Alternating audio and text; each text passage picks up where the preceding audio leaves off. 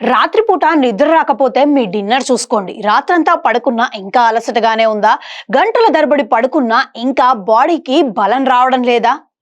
అయితే మీ డిన్నర్లోనే తప్పై ఉంటుంది. ఎందుకనంటే మనం తీసుకునే కార్బోహైడ్రేటెడ్ ఓవర్లోడ్ వల్ల మనకు డైజెషన్ అనేది స్లో డౌన్ అవుతుంది. ఇది మన బ్రెయిన్లో స్ట్రెస్ అనేది పెంచుతుంది. దాని రిజల్ట్గానే మనకు నిద్రలో డిస్టర్బెన్స్ అనేది కలుగుతుందన్నమాట. కాబట్టి మనం తీసుకునే ఫుడ్ ఏదైతే ఉంటుందో అది ఎక్కువగా రైస్ అయినా, మైదా ఫుడ్ అయినా, లేదనంటే బ్రెడ్ అయినా, వీటిల్లో ఏమవుతుంది అనంటే కార్బోహైడ్రేట్స్ ఇవన్నీ ఎక్కువ ఉండడం వల్ల డైజెషన్ స్లో డౌన్ చేస్తుంది. అందుకనే మన నిద్ర అనేది పట్టకపోవడానికి ఆశ్చర్యపోక్కర్లేదు. అందుకనే మనం ఈజీగా డైజెస్ట్ అయ్యే ఫుడ్ తీసుకోవాలి. అంటే ఇడ్లీ కానీ, కూరగాయలు కానీ, లేదంటే ఏదైనా ప్రోటీన్ ఫుడ్ కూడా మంచి అలవాటు అనమాట.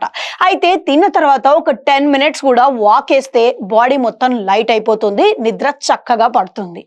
చివరిగా గోరువెచ్చటి పాలలో మంచిగా ఒక చిన్న చిటికెడు జాజికాయ పొడి వేసుకొని తాగండి, మంచిగా నిద్ర పడుతుంది. ఇది గ్యారంటీ.